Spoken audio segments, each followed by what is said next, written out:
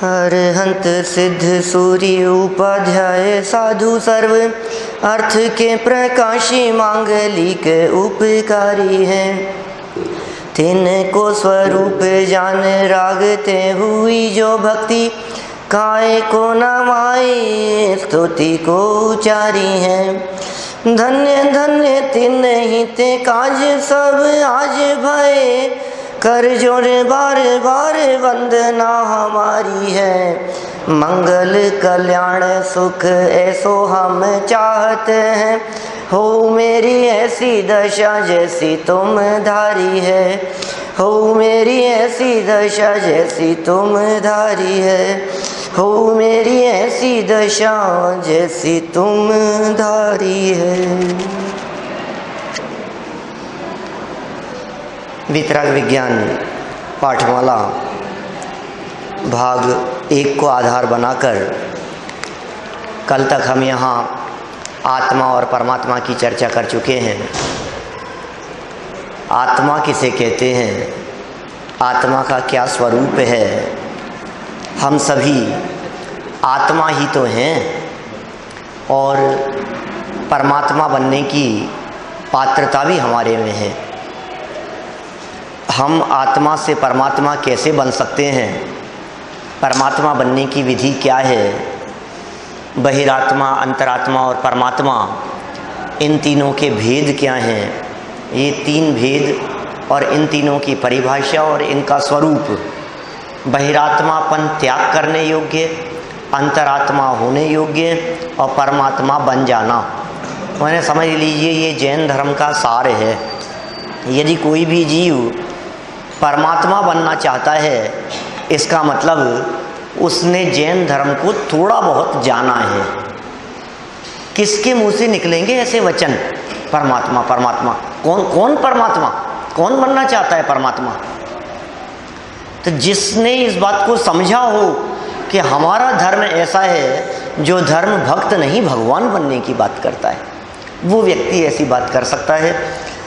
इस दिशा में हमें और गहराई से अध्ययन करना होगा, गहराई से जानना होगा। बहिरात्मापन छोड़ना और अंतरात्मा होना, उसकी विधि में सबसे प्रथम चरण है 7 तत्वों को जानना। माने 7 तत्वों को जाने और समझे बिना इस जीव के बहिरात्मापन मिटकर अंतरात्मा अवस्था की प्राप्ति नहीं हो सकती। बहिरात्मापन छूटे और अंतरात्मा अवस्था की प्राप्ति हो, प्रकटता हो, उसके लिए अनिवार्यता है 7 तत्वों को जानने की। एक क्या होते हैं 7 तत्व, क्या होता है इनका स्वरूप, क्यों जानना आवश्यक है, और यदि हम इन 7 तत्वों को न जानें तो क्या होगा। देखिए, शुरू करते हैं हम बात 7 तत्वों के संदर्भ में। लेकिन ये 7 तत्वों की चर्चा कहाँ से प्रारंभ की गई, कहाँ से ली गई, इस संदर्भ में बहुत मार्मिक विषय प्रस्तुत किया है कि ये मूल में चर्चा की है तत्वार्थ सूत्र से। यहाँ जो 7 तत्वों की चर्चा करने वाले हैं ना, ये बात उठाई है तत्वार्थ सूत्र से। कौन से ग्रंथ से बेटा? तत्वार्थ सूत्र। उस तत्वार्थ सूत्र ग्रंथ के लेखक कौन हैं? उमा स्वामी।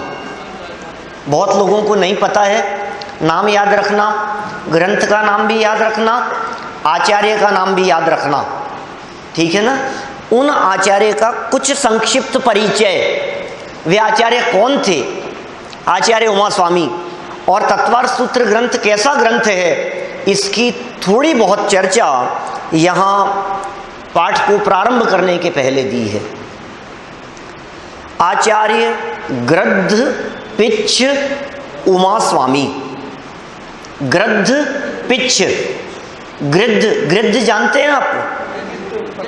गिद्ध एक पक्षी है ना, और उसके भी पंख होते हैं बहुत। जैसे मोर के पंख होते हैं, उसी तरह से गिद्ध के भी पंख होते हैं, वो छोड़ता भी है वो पंखों को।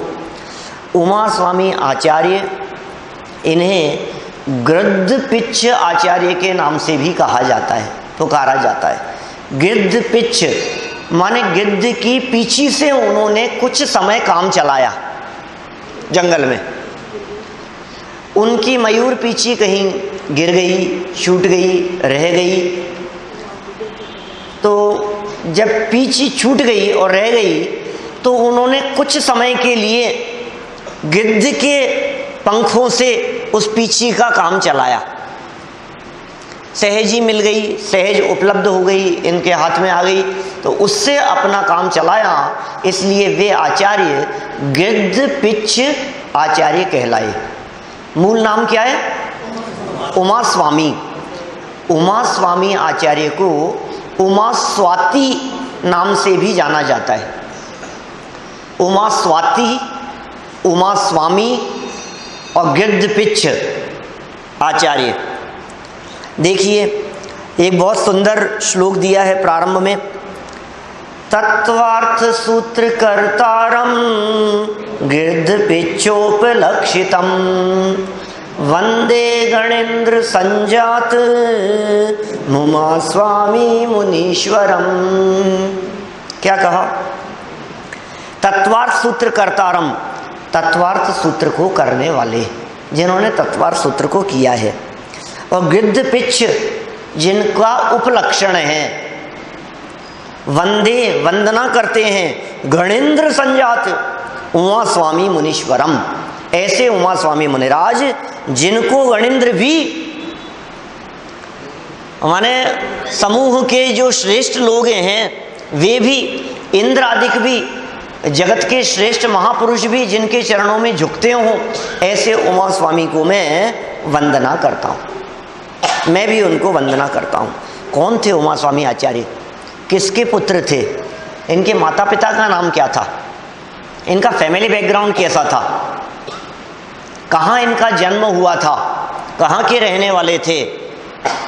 तो यहाँ इन्होंने लिखा है, नीचे चर्चा की है कि ऐसी किसी भी बात के संदर्भ में कोई भी जानकारी उपलब्ध नहीं होती है।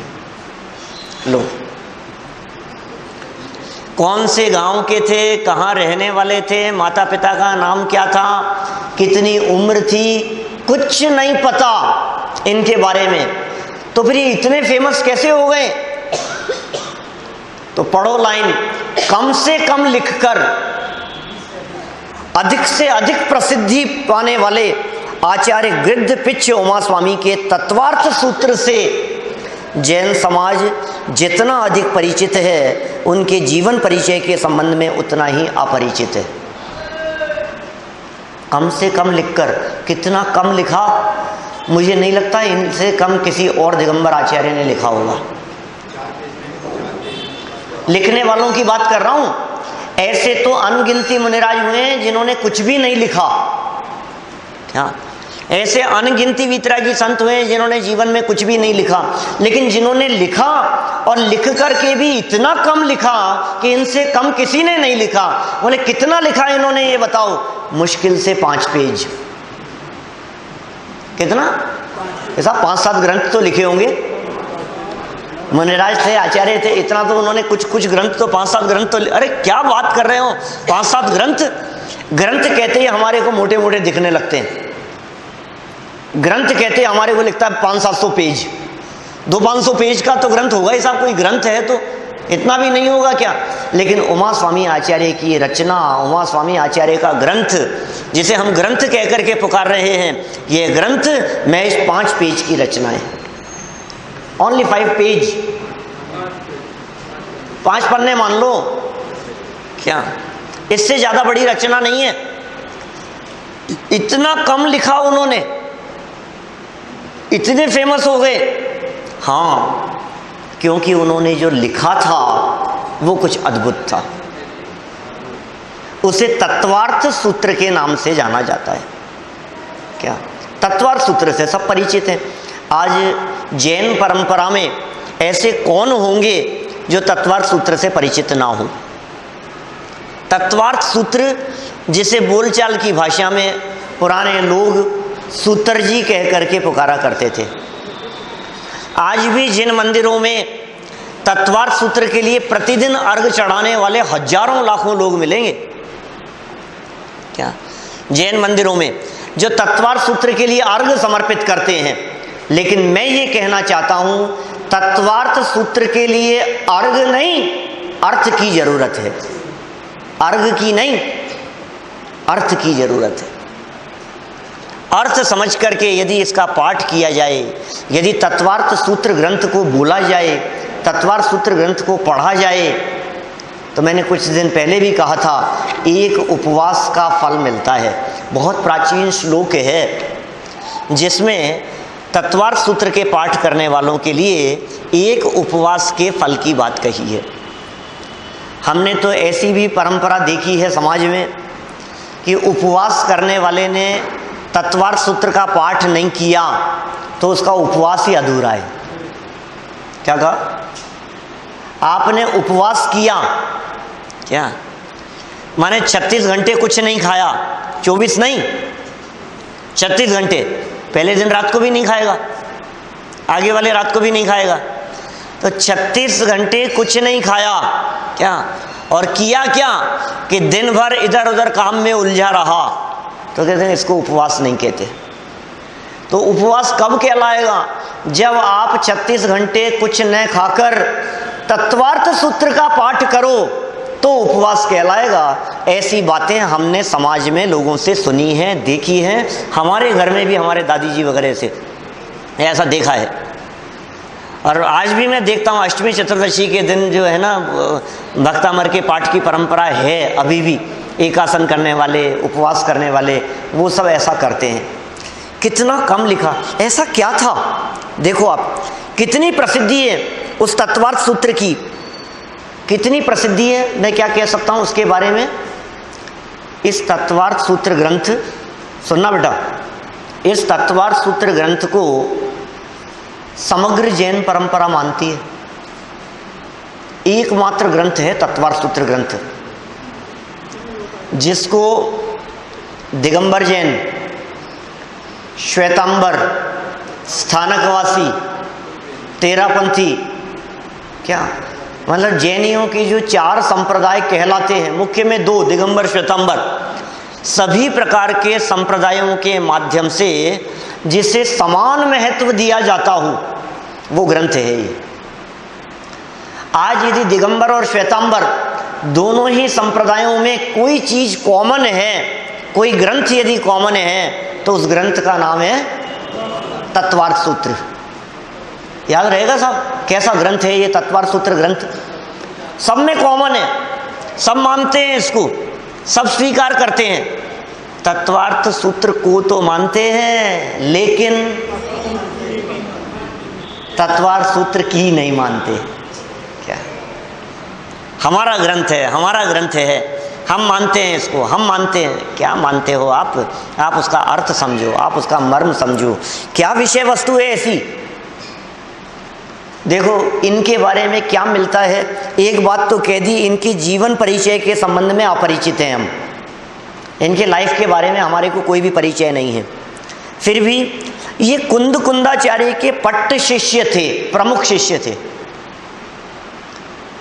कुंद कुंदाचार्य के प्रमुख शिष्य थे उमा स्वामी, तथा विक्रम की प्रथम शताब्दी के अंतिम काल में, विक्रम की पहली शताब्दी के अंतिम काल में तथा द्वितीय शताब्दी के पूर्वार्ध में भारत भूमि को पवित्र कर रहे थे। कैसे पवित्र कर रहे थे भाई भारत भूमि को? क्या कर रहे थे? सफाई अभियान चलाया होगा मोदी जी जैसा। कैसे साफ होगा, कैसे पवित्र होगा बताओ? पूरी भारत भूमि को, जैसा नरेंद्र मोदी ने अभी अभियान चला रखा है सफाई अभियान, ऐसा अभियान पहले चलाया होगा कभी किसी ने? उमा स्वामी आचार्य ने चलाया था ऐसा सफाई अभियान। क्या?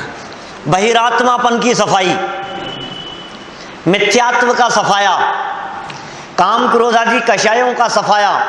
ऐसी सफाई के माध्यम से, स्वयं की वीतरागता के माध्यम से, अपने जीवन से, अपने संयम से, अपने उपदेश से, अपने आचरण से, अपनी अंतरंग वीतरागता से, उससे वे भारत भूमि को पवित्र कर रहे थे।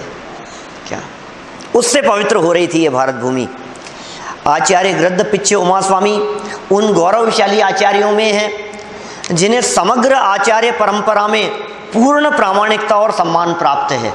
उमा स्वामी आचार्य, विशेषकर दिगंबर जैन परंपरा की हम बात करें तो इन आचार्य को वो सम्मान प्राप्त है जो सम्मान आचार्य कुंद कुंद को मिलता है, किसी रूप में कम नहीं है। वास्तव में दिगंबर संतों में, वीतरागी संतों में कोई छोटा बड़ा नहीं होता, लेकिन फिर भी आगे के जितने आचार्य हुए हैं, जितने मुनिराज हुए हैं, उन सब ने तत्वार्थ सूत्र के कर्ता उमा स्वामी आचार्य को बहुत सम्मान और गौरव की दृष्टि से देखा है कि कैसे आचार्य रहे होंगे उमा स्वामी आचार्य, क्या काम किया इन्होंने, कैसा तत्वार्थ सूत्र ग्रंथ की रचना की। अरे वो ऐसा प्रामाणिक ग्रंथ है तत्वार्थ सूत्र। देखो आप उसकी महिमा के बारे में कह रहे हैं, जो महत्व वैदिकों में गीता का,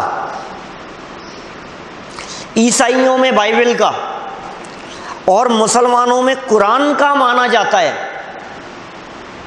वही महत्व जैन परंपरा में गृध्र पिच्च उमा स्वामी के तत्वार्थ सूत्र को प्राप्त है। बता सकते थे आप इस वाक्य को पढ़ने के पहले हमारे यहाँ जैनियों का कौन सा ग्रंथ है ऐसा? बोलो। अभी यदि ये वाक्य पढ़ने के पहले आप लोगों से पूछा जाता कि हमारे जैन समाज का ऐसा कौन सा ग्रंथ है, जैसे हिंदुओं की बात करो तो गीता कह देते हैं फटाफट। गीता कोर्ट में भी यदि वो हिंदू व्यक्ति है और उसको गवाही दिलवानी है तो गीता पर हाथ रख करके शपथ दिलाई जाती है, और मुसलमान है तो कुरान पर हाथ रख करके उसको प्रतिज्ञा दिलाई जाती है, जो कुछ कहूँगा सच कहूँगा। और क्रिश्चियन है तो बाइबल पर रख करके, माने जो महत्व हिंदुओं में गीता का है, मुसलमानों में कुरान का है, ईसाइयों में बाइबल का है, वही महत्व जैन परंपरा में कौन से ग्रंथ को दिया जा सकता है? समय सार को,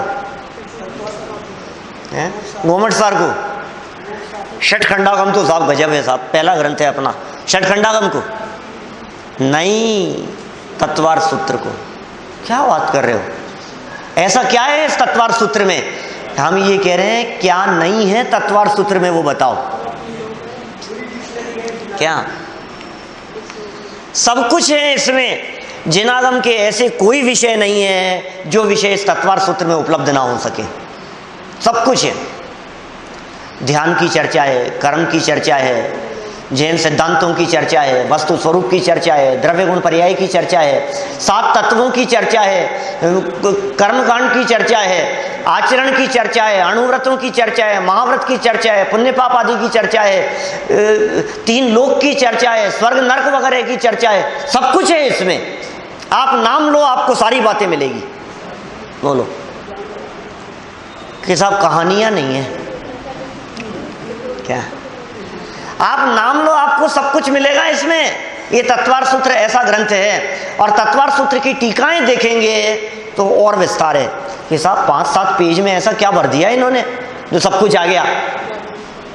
आपको सारे विषयों का मूल मिलेगा, सारे विषयों का बीज मिलेगा, उनका क्लू मिलेगा।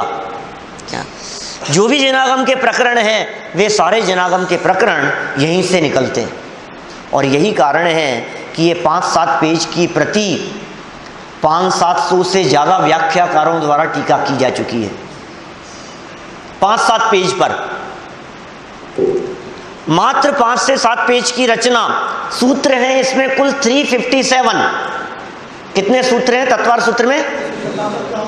357 सूत्र हैं, और सूत्र भी कितने बहुत छोटे छोटे से।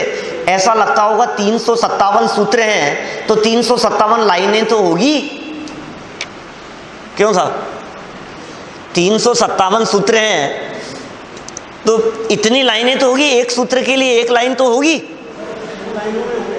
एक पेज में यदि 30 लाइनें मानी जाए तो 357 सूत्रों के लिए लगभग 10 पेज लगते हैं।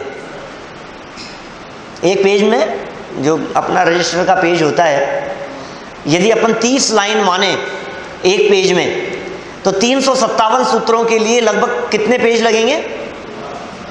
10-12 पेज लगेंगे, है ना। लेकिन सुनो, इस ग्रंथ में सूत्र कैसे हैं? नाणो एक सूत्र हो गया, न देवा न देवा बस एक सूत्र हो गया, शेषास्त्री वेदा एक सूत्र हो गया। क्या आप समझ रहे हैं कितने छोटे छोटे से सूत्र हैं? उपयोगो लक्षणम बस इतना सा सूत्र। तो आप ये जो छोटे छोटे से सूत्र हैं, इस अपेक्षा से देखेंगे तो ये कृति 12 पेज की नहीं 6 पेज के अंदर आ जाएगी। द्रव्याणी, कालश्य, द्रव्याणी एक सूत्र है, कालश्य, जीवश्य, क्या ये एक एक सूत्र हैं, ये छोटे छोटे से। सद्द्रव्य लक्षणम एक सूत्र, उत्पादव्य द्रव्य उत्तम सत एक सूत्र। सब कुछ समझ में आ रही है कुछ क्या कह रहा हूं मैं? बहुत छोटे छोटे से सूत्र हैं, क्या तन्ने सर्गात अधिगमाद्वा है, और आगे सारे अवग्रह युवा आवाज धारणा, मतलब बहुत छोटे छोटे हैं सूत्र। अभी ये कह रहे हैं ये जो सूत्र थे, सूत्र किसे कहते हैं? जिनमें कम से कम अक्षरों शब्दों का प्रयोग हो और अधिक से अधिक बात कह दी जाए, उसे कहते हैं सूत्र। सूत्र का मतलब यही है, सूत्र माने मार्मिक बात संक्षेप में, उसका नाम है सूत्र। उमा स्वामी आचार्य के इन सूत्रों के ऊपर सैकड़ों आचार्यों ने टीकाएं लिखी, दिगंबर परंपरा में भी और श्वेतांबर परंपरा में भी। आचार्य समंतभद्र, रत्नकरण श्रावकाचार्य जिन्होंने लिखा, ऐसा सुनते हैं हम, उन्होंने इस तत्वार सूत्र की टीका लिखी थी। और कितनी विशाल टीका थी, कितनी विशाल टीका थी, आपको यदि मैं बतलाऊं अभी, उस टीका का नाम था गंध हस्ती महाभाष्य। समंतभद्र आचार्य ने तत्वार सूत्र ग्रंथ के ऊपर जो टीका लिखी, उसका नाम क्या था? गंध, गंध लेते हैं ना अपन, गंध हस्ती महाभाष्य। 2000 साल पहले लिखी उन्होंने इसकी व्याख्या, और वो इतनी बड़ी व्याख्या थी, इतना बड़ा महाभाष्य था, इतना बड़ा महाभाष्य था, उपलब्ध नहीं है वर्तमान में, अनुपलब्ध है, काल के काल में समा गया, पता नहीं कहाँ। क्या मिलता है कि वो पूरा ग्रंथ तो नहीं मिलता, लेकिन उस ग्रंथ का सिर्फ मंगलाचरण की व्याख्या मिलती है, तत्वार्थ सूत्र के मंगलाचरण की व्याख्या मिलती है, और वो पूरा पूरा एक ग्रंथ है। क्या कहा मैंने? वापस बोलता हूँ, ध्यान देना, क्या बात कह दी है मैंने, ध्यान देना बेटा, क्या कह रहे हैं? उमा स्वामी आचार्य के ग्रंथ का नाम तत्वार्थ सूत्र, ठीक है। तत्वार्थ सूत्र के ऊपर टीका लिखी समंतभद्राचार्य ने। अभी और भी बतलाऊंगा, कुछ परिचय दूंगा आपको। समंतभद्राचार्य देव ने एक टीका लिखी, उसका नाम रखा गंध हस्ती महाभाष्य। इतनी बड़ी थी, इतनी बड़ी थी, इतनी बड़ी थी, 2-5 हजार श्लोकों में होगी, और ज्यादा होगी, बड़ी, मतलब कल्पना नहीं कर सकते। उसका अंदाजा इस बात से लगता है, उपलब्ध तो है नहीं, अंदाजा ही लगा रहे हैं, अंदाजा इस बात से लगता है कि 357 सूत्रों का जो पहले मंगलाचरण लिखा ना 2 लाइन में, उस 2 लाइन की व्याख्या अवेलेबल है। क्या समंतभद्राचार्य ने जो लिखी व्याख्या गंध हस्ती महाभाष्य, वो अवेलेबल नहीं है। तो क्या अवेलेबल है कि वो पूरा नहीं है, सिर्फ 2 लाइन की व्याख्या अवेलेबल है, और वो जो 2 लाइन की व्याख्या है वो अपने आप में ग्रंथ है। क्या कहा? उसे कहते हैं आप्त मीमांसा, आप्त मीमांसा नामक ग्रंथ, 2 लाइन की व्याख्या। अब सोच लो आप, वो 2 लाइन की व्याख्या इतनी होगी तो 200-250 लाइनों की व्याख्या कितनी होगी? उपलब्ध नहीं है, कोई बात नहीं। इसकी जो टीकाएं उपलब्ध होती है, उनमें सबसे प्राचीन टीका जो अवेलेबल है अभी अपने यहाँ, वो टीका है, ध्यान है किसी को? सर्वार्थ सिद्धि। सबसे ज्यादा पुरानी, प्राचीन, अवेलेबल, उपलब्ध टीकाओं में एक टीका उपलब्ध है जिसका नाम है सर्वार्थ सिद्धि। क्या लगभग 10-12 वर्ष पहले यहाँ चलाई थी हमने, 2005 में हमने शुरू की थी, मार्च के आसपास, मुझे ऐसा ध्यान है, मार्च 2005 में शुरू की थी और समापन की है 2007 में। क्या सर्वार्थ सिद्धि टीका तत्वार्थ सूत्र की, वो, और उस समय याद भी किया था बहुत सारे लोगों ने यहाँ। क्या थोड़ा दबाव डाल करके मैंने याद करने की प्रेरणा दी थी, तो कई लोगों को याद भी है, आपको याद है जैसे, है ना, और भी बहुत लोगों को। तो देखिए क्या कह रहे हैं, वो जो सर्वार्थ सिद्धि ग्रंथ है ना, वो सर्वार्थ सिद्धि ग्रंथ पूज्यपाद आचार्य का लिखा हुआ है, और वो सर्वार्थ सिद्धि ग्रंथ लगभग 1500 साल पहले, 1600 साल पहले लिखा गया, वो उपलब्ध है अपने पास में। 5वीं 6वीं शताब्दी में ये लिखा गया पूज्यपाद आचार्य द्वारा। क्या लिखा गया? कौन सा ग्रंथ? सर्वार्थ सिद्धि ग्रंथ लिखा गया। और जितने बाद में व्याख्याएं उपलब्ध है उसकी तत्वार्थ सूत्र की, वो सब सर्वार्थ सिद्धि का अनुसरण करती हुई है। माने फिर सर्वार्थ सिद्धि तो है ही, तत्वार्थ राजवार्तिक आचार्य अकलंक देव ने, वो भी तत्वार्थ सूत्र की टीका है। तत्वार्थ श्लोक वार्तिक आचार्य विद्यानंदी की टीका, वो भी तत्वार्थ सूत्र की टीका है। इसी तरह से और अर्थ प्रकाशिका आदि अनेक तत्वार्थ सार आदि ऐसी टीकाएं हैं तत्वार्थ सूत्र की जो अनगिनती हैं। अनगिनती व्याख्याएं आज तक पिछले 2000 वर्षों में इस ग्रंथ के ऊपर लिखी गई, उपलब्ध हैं, सैकड़ों उपलब्ध है। इस तत्वार्थ सूत्र ग्रंथ की इतनी महिमा होने के कारण इस तत्वार्थ सूत्र को यूनिवर्सिटियों में पढ़ाया जाता है। इन्होंने यहाँ लिखा, यहाँ पढ़ता हूँ, देखो आप, ये जो तत्वार्थ सूत्र है ना, गृद्धपिच्छ उमा स्वामी के तत्वार्थ सूत्र की महिमा है ऐसी, जो कुरान, बाइबल और गीता, कुरान, बाइबल और गीता की जैसी महिमाएं हैं, वैसी महिमा इस तत्वार्थ सूत्र की है। कि साहब इसका नाम तत्वार्थ सूत्र क्यों है? इसका नाम तत्वार्थ सूत्र क्यों है? तत्वार्थ और सूत्र, तत्वार्थों की चर्चा जिसमें सूत्रों के माध्यम से की गई हो, उसका नाम है तत्वार्थ सूत्र। माने 7 तत्वों की चर्चा है, 10 अध्याय हैं इस ग्रंथ के। चर्चा तो अपन कल करेंगे उनके बारे में विस्तार से, 7 तत्वों के संदर्भ में। अभी इतना जान लीजिए, 10 अध्यायों में बटा हुआ है तत्वार्थ सूत्र का संक्षिप्त परिचय। विस्तार तो बहुत किया जा सकता है। मैंने 50 बार क्या इस तत्वार्थ सूत्र ग्रंथ का अर्थ किया है, जगह जगह किया है, क्या कई जगहों पर स्पेशली किया है। आपके जनता कॉलोनी में भी 10 दिन में 10 अध्यायों का अर्थ किया है, क्या आदर्श नगर में किया है, यहाँ किया है, 10 लक्षण आदि पर्वों में तो किया ही है। अभी कनाडा में किया था 10 लक्षण पर्व के अवसर पर। इंदौर में तो ऐसा प्रयोग किया मैंने इन तत्वार्थ सूत्र के 10 अध्यायों की चर्चा करते समय, ये बात है 2006 की। वहाँ ऐसा प्रयोग हुआ और दूर दूर से सारी कॉलोनियों से लोग आते थे सुनने के लिए। सब जगह प्रवचन चलते थे और सबके प्रवचन खत्म हो जाने के बाद, हमारा भी प्रवचन खत्म हो जाने के बाद फिर दूसरा प्रवचन तत्काल करता था मैं तत्वार्थ सूत्र पर, तो सब तरफ से लोग आते थे। अब बैठने की जगह नहीं रहती थी और बाहर पांडाल बना करके ऐसी व्यवस्था थी साधना नगर जैन मंदिर में। और प्रयोग कैसा किया, एक सूत्र उसका अर्थ, फिर दूसरा प्रश्न किया शिष्य ने, उसके जवाब में नया सूत्र, फिर शिष्य ने प्रश्न किया, क्या प्रश्न होगा, वो प्रश्न अपनी तरफ से और जवाब उमा स्वामी आचार्य की तरफ से, क्या, और पूरी कथा बनाते हुए पूरे तत्वार्थ सूत्र को एक कथानक के रूप में प्रस्तुत करते हुए 10 दिन में ये प्रयोग किया था। 10 अध्याय हैं इसके। आज भी बुंदेलखंड में अनेक गांवों में ऐसी परंपरा है कि 10 लक्षण पर्व के दरमियान तत्वार्थ सूत्र के ऊपर प्रवचन तो होगा ही होगा पंडित जी। क्या आपको जो विषय चलाना हो सो चलाओ, लेकिन 10 लक्षण पर्व के बीच में 10 दिनों में हम तत्वार्थ सूत्र तो अवश्य पढ़ेंगे। एक दिन एक अध्याय का अर्थ, दूसरे दिन दूसरे अध्याय का अर्थ, तीसरे दिन तीसरे अध्याय का अर्थ।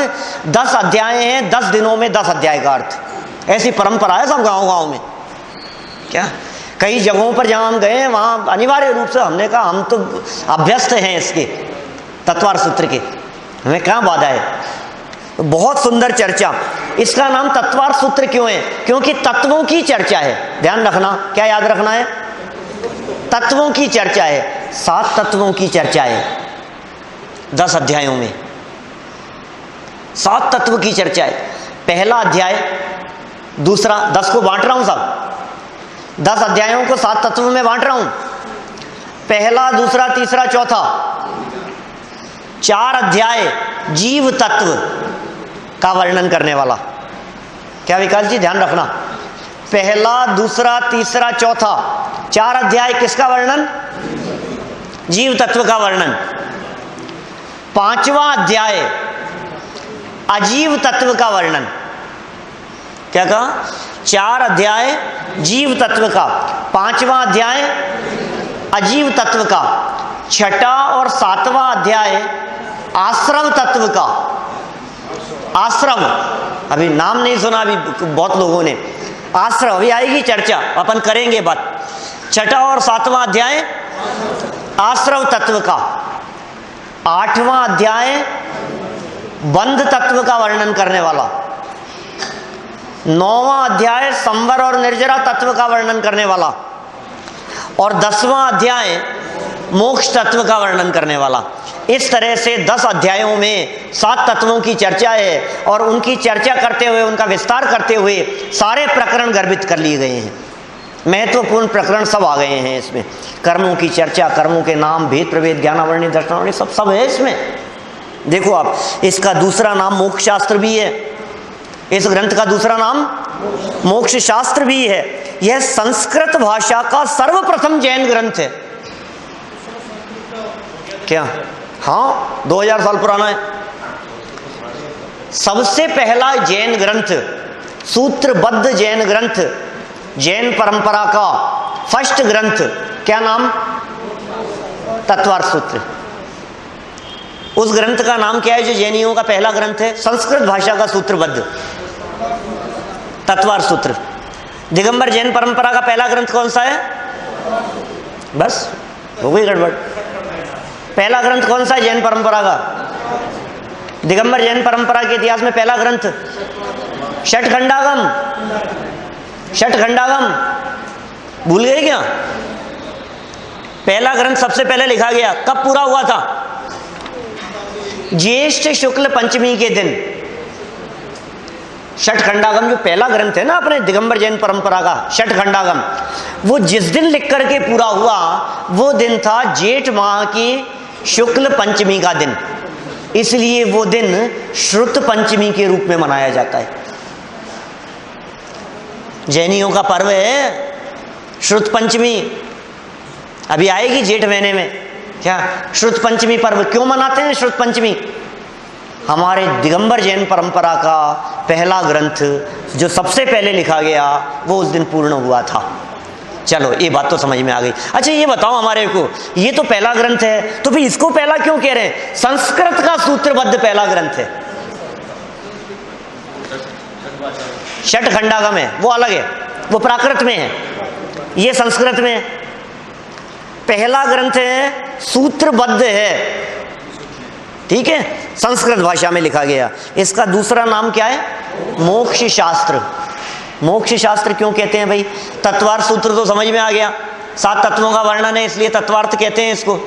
तत्वार्थ सूत्र ग्रंथ कहते हैं, सूत्रबद्ध है और 7 तत्वों का वर्णन है इसलिए तत्वार्थ सूत्र कहते हैं। इसको मोक्ष शास्त्र क्यों कहते हैं? क्योंकि इसका प्रारंभ मोक्ष मार्गस्य नेतारम भेतारम कर्म भूभृताम ज्ञातारम वैश्व तत्वानाम वंदे तद्गुण लब्धये। मोक्ष यहां से शुरू होता है ये ग्रंथ।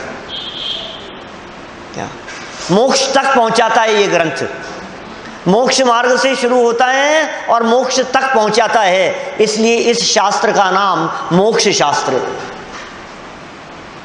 मोक्ष मार्ग से प्रारंभ और मोक्ष पर पूर्णता, और मोक्ष शब्द से इसका मंगलाचरण, इसलिए इस शास्त्र का नाम मोक्ष शास्त्र।